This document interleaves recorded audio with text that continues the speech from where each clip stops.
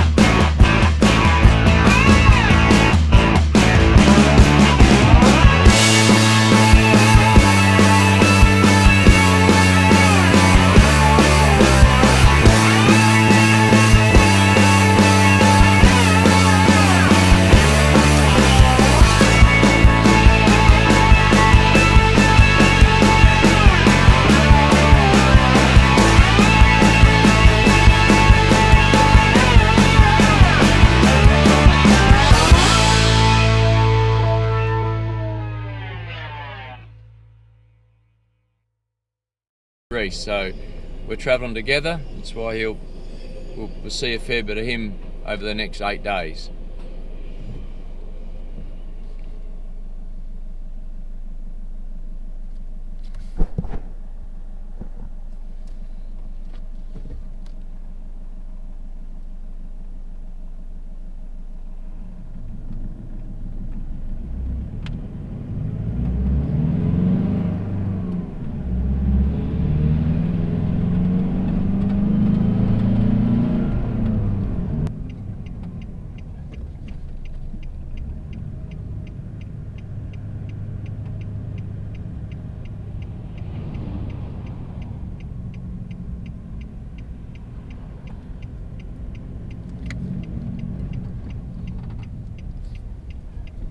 We were full before we left home, so we're just going to put a splash in here.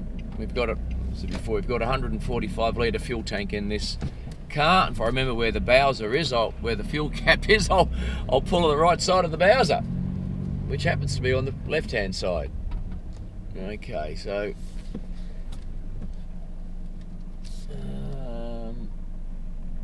right, let's get some fuel, top up a jerry can, and we'll have enough for the trip till we get back to Kalgoorlie.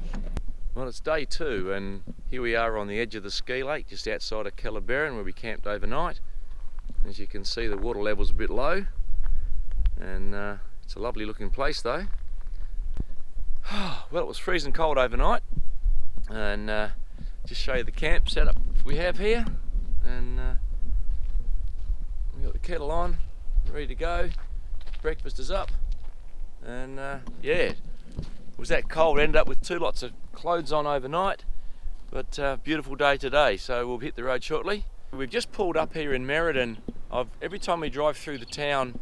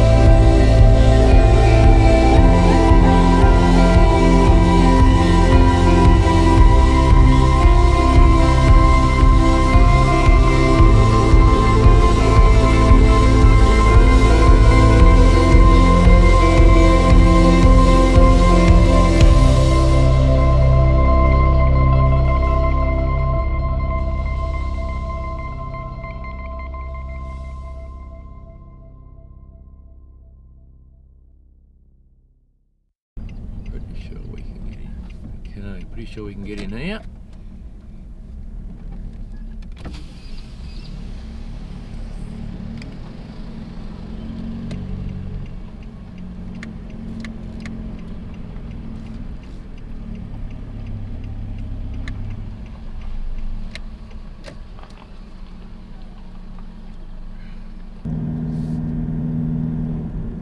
So now we're through Kalgoorlie, left onto Goldfields Highway and to locations north. Where's he going? The super pit is out on our right. That's a sight to behold if you ever get up here and want to see a really big hole in the ground. That's the place to come and see one. So, alright, we'll keep going. Another probably couple of hours to drive before we get to where we're going. We've turned off the Goldfields Highway and we're heading into a place called Kookynie, which is described as being called almost a ghost town. There's not a lot here anymore.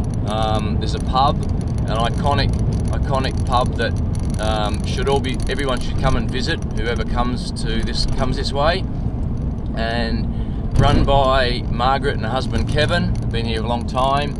And when we come up this way, we always make a point of calling in and saying hello.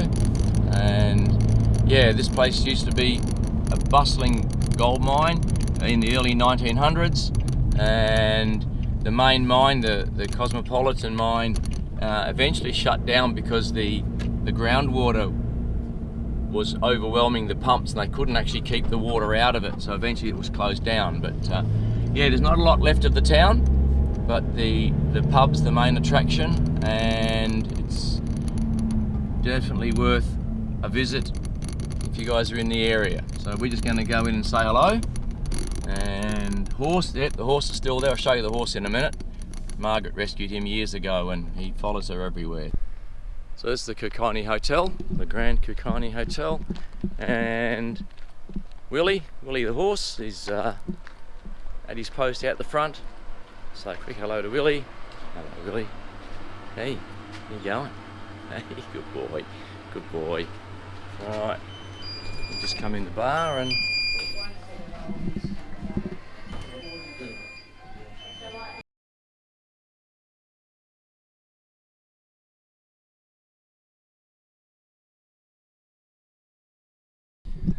Alright, so we're just leaving Kookynie now and we're heading off to our camp. And that's about all the details I can give you. our secret spot's our secret spot, and we'll show you when we got it to camp and how we've got it all set up. We arrived at camp yesterday afternoon, and just make a note, apologies for the audio, the wind is really howling at the moment. It's a pretty strong southeasterly blowing in. Yeah, we've set our camp up now. I'll just run you through where we're at. So there's Navara. We brought the camper trailer, and as I mentioned before, we towed the quad bike on the camper, and just got the annex set up out the back. That's how that looks. Prospecting partner Reese has got his set up slightly differently. There's Reese, go mate. Hey, how are you, Rusty? So he's got a tent on the side, quad bike in the trailer, and the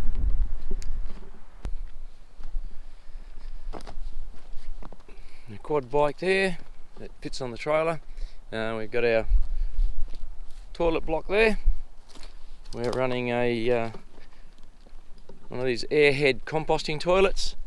You fill the bowl with a moistened peat block, which is the block you put sometimes in your potted plants, and very hygienic, very clean, and usually lasts about a month. But yeah, it works really well.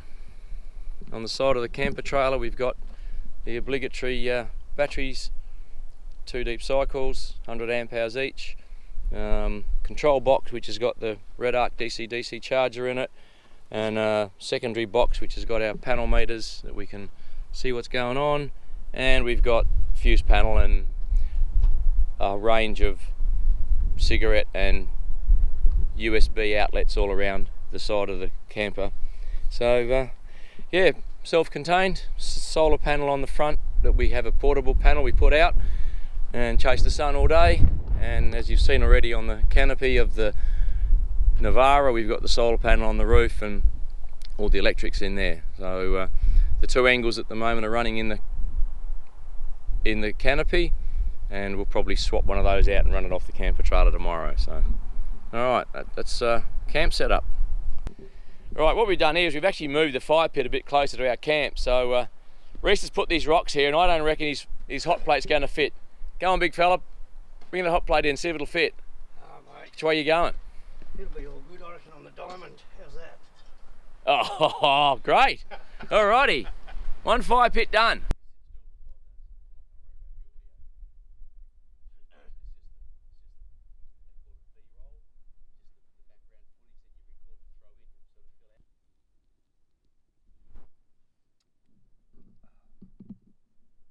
Alright, before we put the hot plate on, we're going to throw some spuds that are in alfoil in these coals, and they'll go in shortly before the hot plate goes on, and give them probably 10 minutes, and then we'll get the hot plate on and get some meat on the top. Reese is just going to drop that on there, and we'll get dinner underway very shortly. Alright, the hot plate's ready to go. A little bit of oil. We've let the fire die down a lot, so quick wipe of oil, that looks pretty good. And a little bit of seasoning on the meat. A bit of, what have we got there? Let's just show us what we got. Mixed spices there, mate, you know. Bit of mixed spice, always good on a bit of meat. That or a bit of garlic's good. Got a bit of salt and pepper to go on as well. Yeah, we might put that on once it's on. Okay. Alright, let's get these on the fire.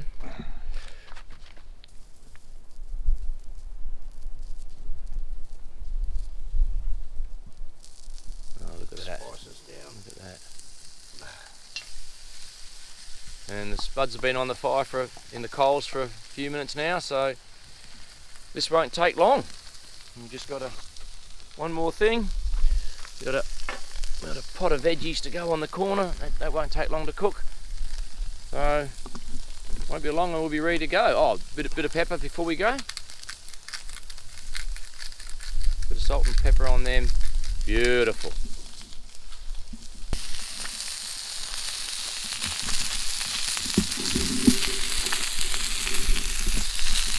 Alright, tea's cooked. Let's just grab that meat off there. Oh, the veggies are boiling. Yeah, ready to rock and roll. Get those snags off. Lamb chops look bloody beautiful and they smell really nice too, so it helps that we're bloody starving. Spuds are out of the fire, spuds are on the plate ready to go. And we'll just dish this up. Alright, how's that for meal cooked on the fire? Alright, I know we're going to enjoy it. Let's hope you enjoy your meal too. Right, well we've had breakfast and we've done a little minor repair on the quad bike and we're ready to go. So we're heading off to another bit of ground today. It's called pending tenement, and what that means is if you have a miner's right, you can then go and prospect on that ground without written permission from anybody. Someone's pegged it, the mines department have received the application from that person or company, and it's flagged up on their website, the 10 graph website on the mines department, and it shows it as pending, which is a blue area, and that ground is open to anyone to go and prospect. And we're going to go and look at this bit of ground today. It's new, so not sure what we're going to find, but we're going to head up there very shortly. Once that pending ground has been granted by the mines department, the tenement becomes green on the mines department's 10 graph website. So at that point you do need written permission from the owner to go onto that lease for the purpose of prospecting.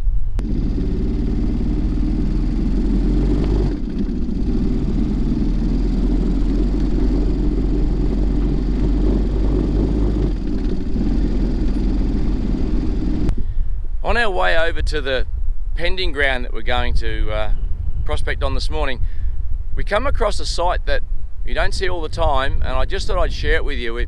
We spotted in the distance a whole, what we thought was old mine shafts. And let me just spin the camera around here and let you have a look at this.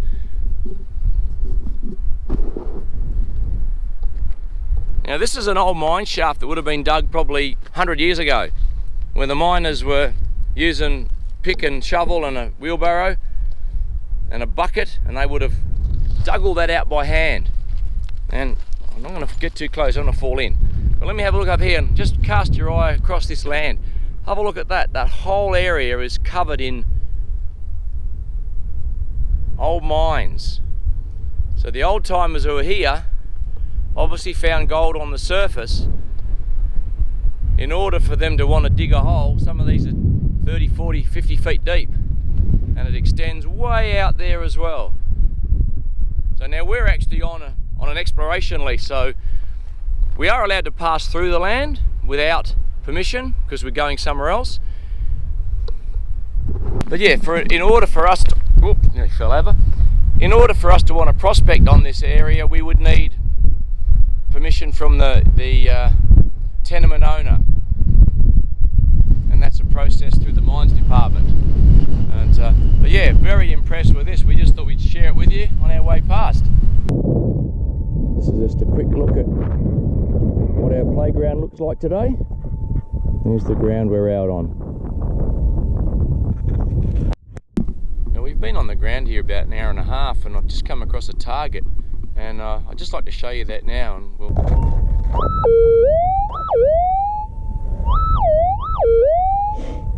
that's pretty loud, coming from the side.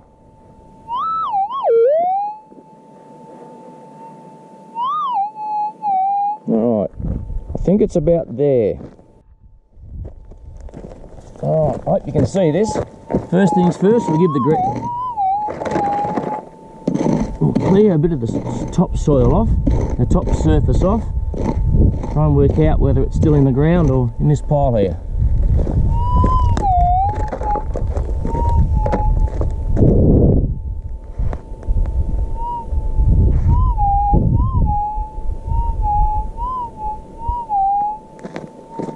Sounds to me like it's in that pile.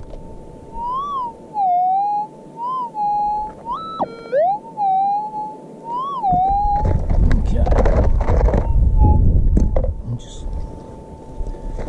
I'll get me a little scoop out here and we'll see if we can find it. It's not there. No. Okay.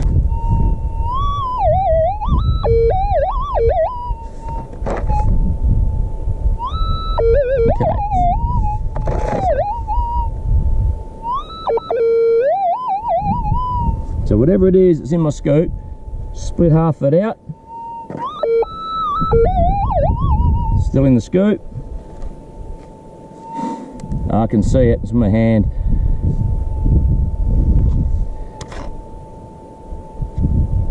There it is. That, unfortunately, is a piece of rusty metal. Oh well, as they say in prospecting, you dig every target because you don't know what it is. Unfortunately, it's a bit of rubbish, but we'll carry on. We're just driving along this track here. We've come across this old cattle yard of some sort, and there's also an old windmill and an old water tank. It's probably a well at some stage. And across the road here, across the track, there's even a trough because the cattle would need water at certain points, and yeah, that's the water trough.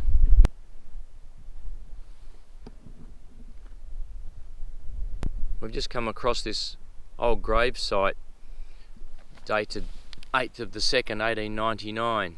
So it just shows the harsh conditions that these outback travellers would have endured.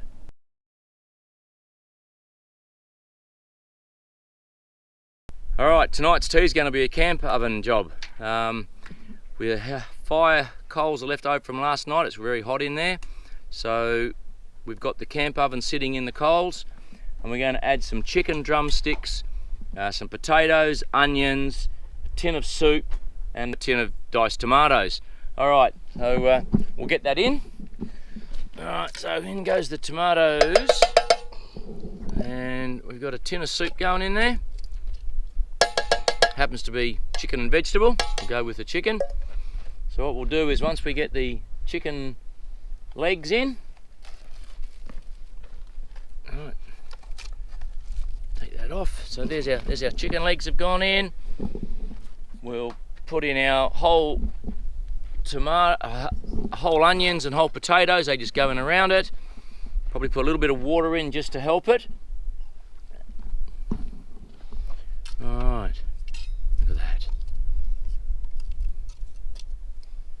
And we'll come back and check this periodically just to give it a turn and a stir. But we're pretty much going to use the heat from the fire. We're going to put a little bit of wood around the side just to keep a little bit more heat in the pot, because we don't want it to go too cold.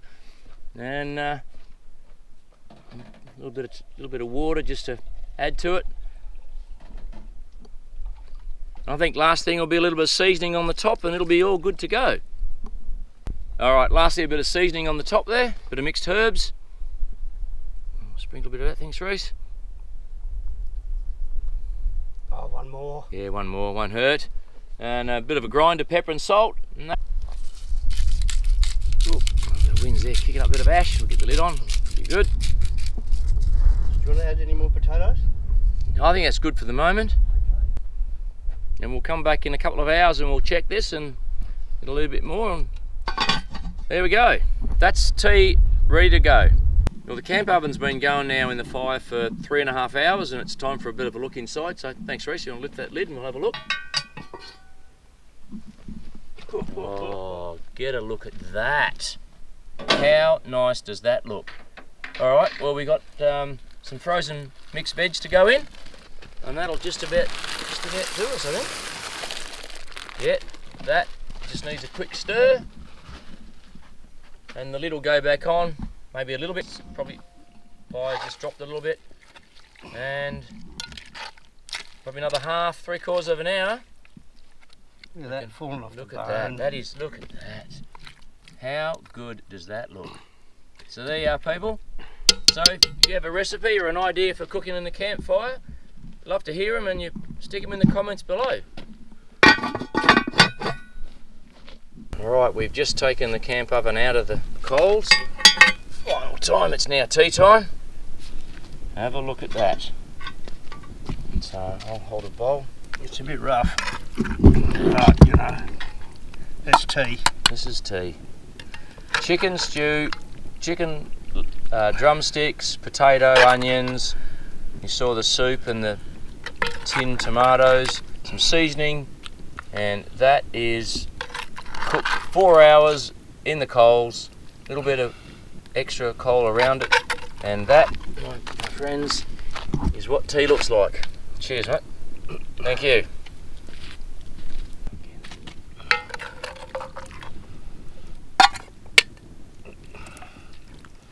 Oh, I said before. only one onion? No, there's two. 2 onions in there. Oh, that's bloody fine then, isn't it? Yeah. As I said before, if you guys got any suggestions or recipes for camp oven cooking, we'd love to hear them, and if you'd like to put them in the comments below, that'd be great. This fruit cake, it'd have to be the easiest cake to make, and it is tasting the nicest fruit cake.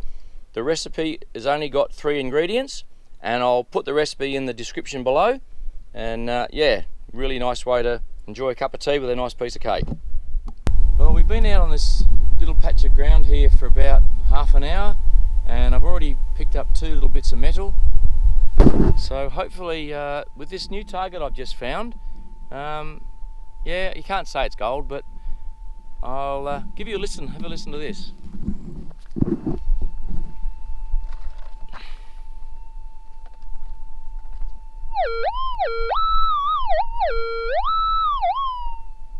I think it's in about there. So we'll just put the camera down and we'll have a little scratch around and we'll see what we find.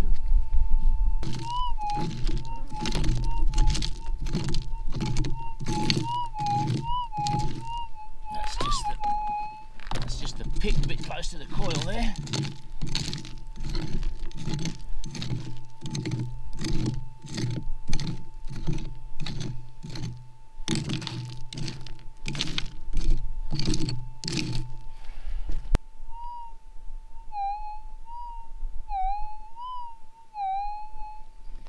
Sounds to me like it's in that little pile there. Okay, we'll get our little scoop and just turn it around a bit. Alright, so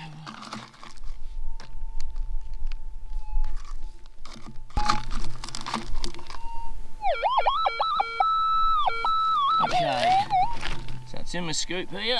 I'll split half of this. I can see it.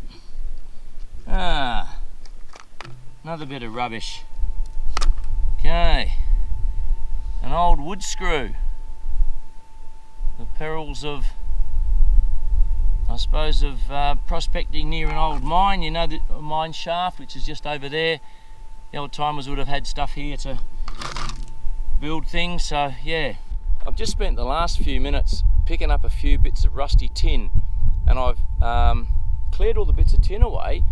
And now I've got 2 distinct targets about 2 foot away from each other, and it sounds different to the tin, so I'll just show you what we've got on the ground here, and then I'll put the camera down and I'll just dig both of them up and just see what we find.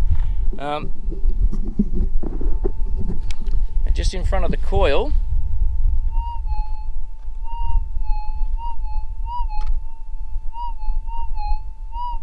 you can hear that, and I think it's right there where my boot is.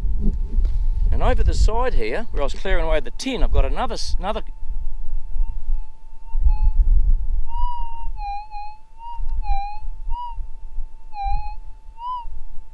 which I think is in this pile of dirt just here by my foot.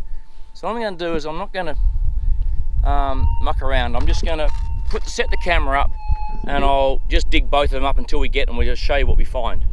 Alright, I'm determined now. It's in my scoop. Let's hope it's not a piece of tin. Okay, it's still in the scoop. It's not now. Okay, it's in my hand. So let's see what we got here. Got the rock.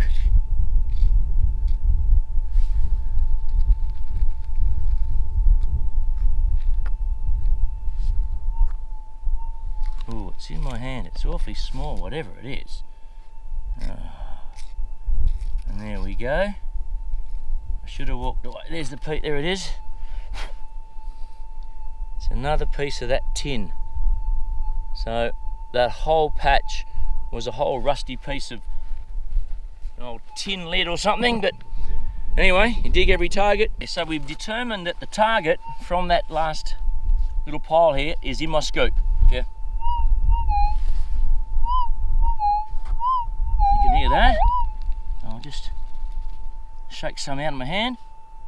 Right, it's not in the scoop anymore. That's in my hand. Back in the scoop. Okay, it's still in here. Oh, it's in my hand. Oh, look at that. Oh, I can even see it in the scoop. Let me just tip that out. Look at that. Can you see that? Look at that little, that's a little tiny, little bit of gold. Let me just rip this glove off. Oh, a little bit of wet that. Look at that. It's not a big bit, but that's yeah, maybe half a gram, maybe. But that's what we're here for. Okay, so all we got to do now is we just fill the holes in, and yeah, let's hope we can find some more. Yay, we're on the board. Collection of our finds so far. As you can see, some hot rocks there, a few shotgun cartridges or ring pull. There's that screw we found today, bits of tin, yeah, a bit of flat bar. Here's that little nugget. That nugget there, 0.55 of a gram. So we're probably talking about, you know, $30 maybe.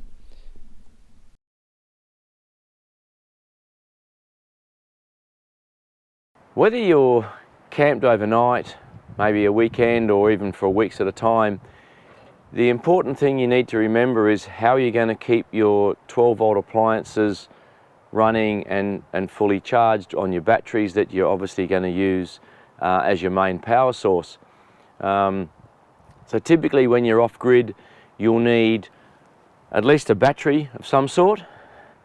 You'll need obviously your electrical appliances, and you'll need lights and things.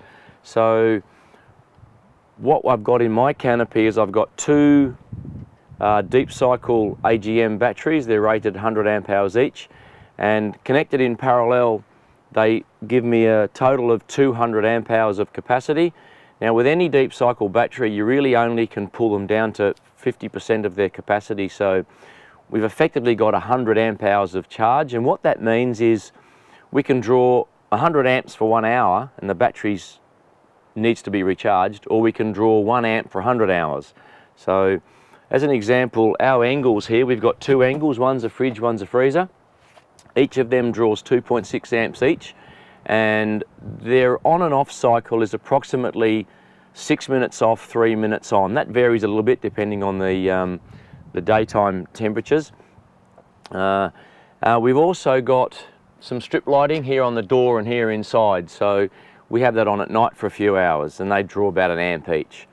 So now we've got our batteries and we've got our appliances we want to run, we need to keep the battery charged, and the way we do that is when we're not running the vehicle, we're relying on the solar panels. We've got a solar panel mounted on the roof of the vehicle. We've also got a portable panel if we need to put it out, and today's quite an overcast day, so we will need that second panel. We run a DC-DC charger. Basically means you put DC in and we'll get DC out. So it's a 2 input source, so it runs off the car. While we're driving, the alternator will supply power to the DC-DC charger. The output goes to the batteries.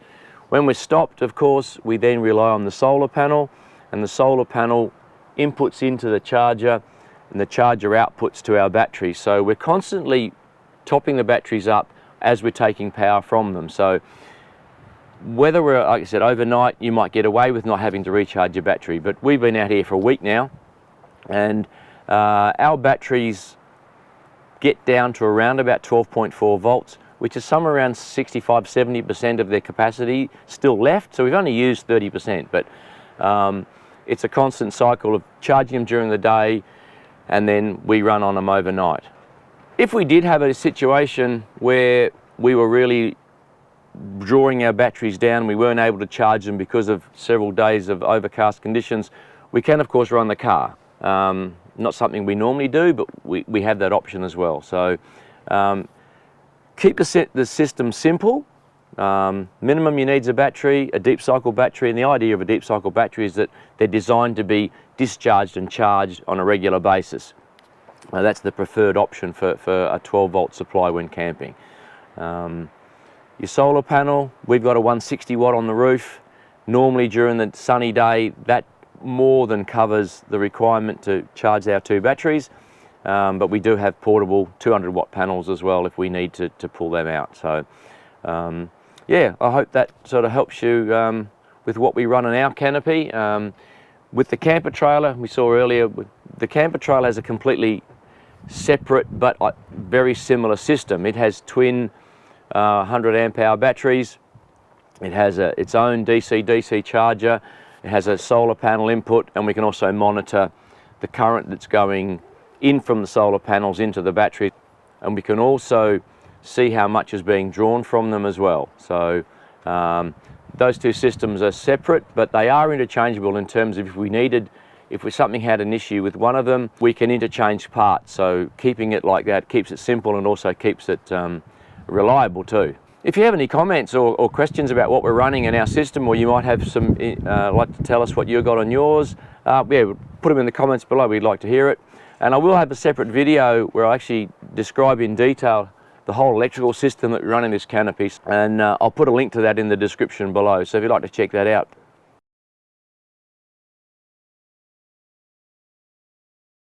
Every time we go away, whether we're going overnight, a weekend, weeks at a time, if we're going off the beaten track somewhere, there are certain things that we don't leave home without. And I'm not talking about your clothes and your wide brim hat if you're going out in the sun, those sort of things. We're talking about survival gear that will be the difference between staying safe and possibly, you know, getting lost or worse.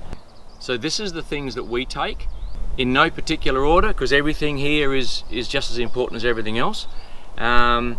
Okay, let's start this end of the table just because I've got it laid out here. First aid kit. Doesn't matter whether you've got a little one or big one, as long as it's got the important things in it. Band-aids, scissors, maybe some Panadol, some bandages if you cut yourself, some antiseptic. Those sort of things are very important to have, and if you don't have one, please don't go without one. Alright, I mentioned food and water. Water's very important. The average person in a hot day can drink 4 or 5 litres of water a day. So we take quite a few of these water bottles. The other thing I would recommend too is these electrolyte tablets. These are online. There's 20 in this canister. You break them in half, drop it in your water bottle, and that just helps to replace some of the salts that you lose when you perspire. Personal locator beacon.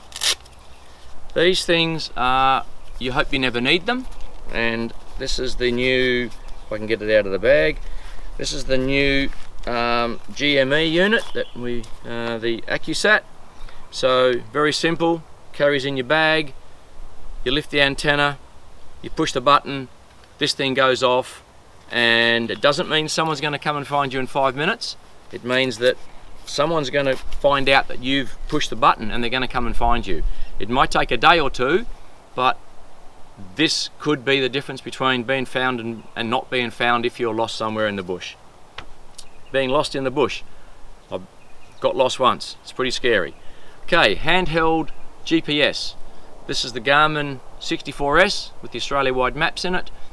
Can have rechargeable batteries or the AA Duracell type.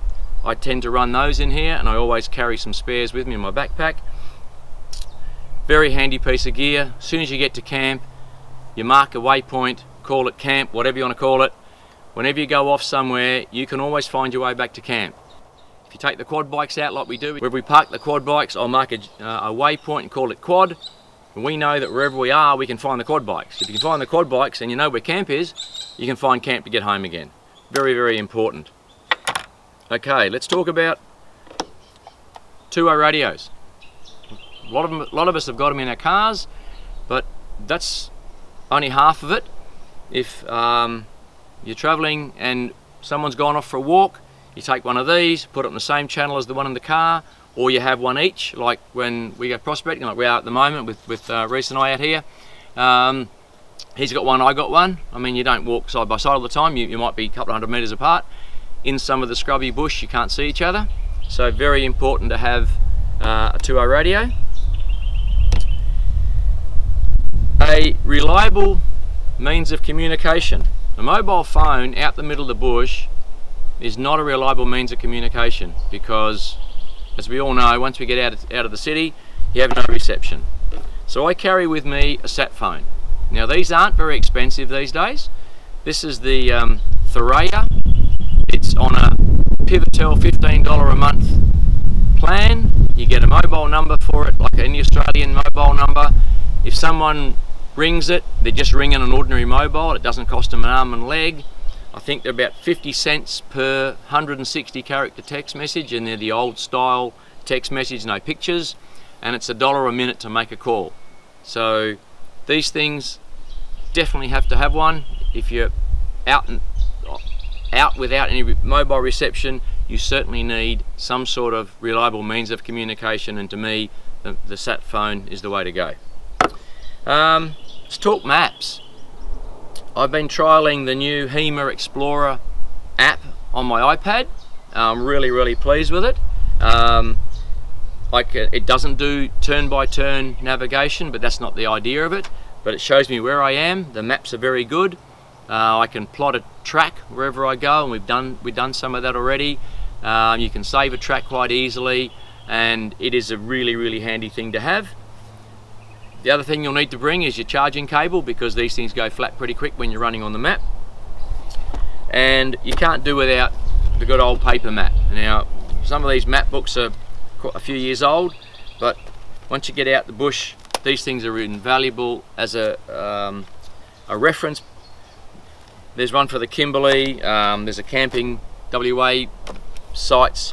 We've also got the road and four-wheel drive track atlas. That's again another HEMA map, but very similar to what's in the iPad. And yeah, don't leave home without this stuff, because you might not need it all the time. And touch wood, I've not needed the personal locator beacon. Definitely needed the GPS. I put my gear down and wandered off a while ago, and sort of had to do a turn a couple of times to work out where I was. First aid kit for sure, the radio and the sat phone, definitely items that you really need to have, because your survival depends on this sort of stuff. One other thing I must say before I wrap this up: tell someone where you're going, and if you're going out the middle of nowhere, if you drive through town, the last town you get to, you might get fuel and whatever, go to the police station, call in and tell the guys, look, we're going up in this area, we'll be there a week, we don't have a lot of reception, as they'll probably know. At least give them your car details, maybe a phone number or a home phone number, and on your way back through town, call in and let them know that you're on your way home. It really is helpful when you are out there that people know where you are. Just like you go out in your boat, you sign on, you sign off, those sort of things. So yeah, guys, if you have any comments about what it is that you guys carry, maybe there's something that we probably need to take as well, I'd love to hear them in the comments below. And I hope that's sort of bit of an insight into what we take and helps you guys when you're planning your next trip, things to take and things you really need to have. Finally, I'd just like to say that we aren't sponsored by any of these companies that I mentioned with our equipment, but if there is any company out there that has any equipment or survival gear they'd like us to try, we'd love to hear from you. You can get in contact with us through the channel, and yeah, we'd love to try out your gear in the bush. We go out a fair bit, so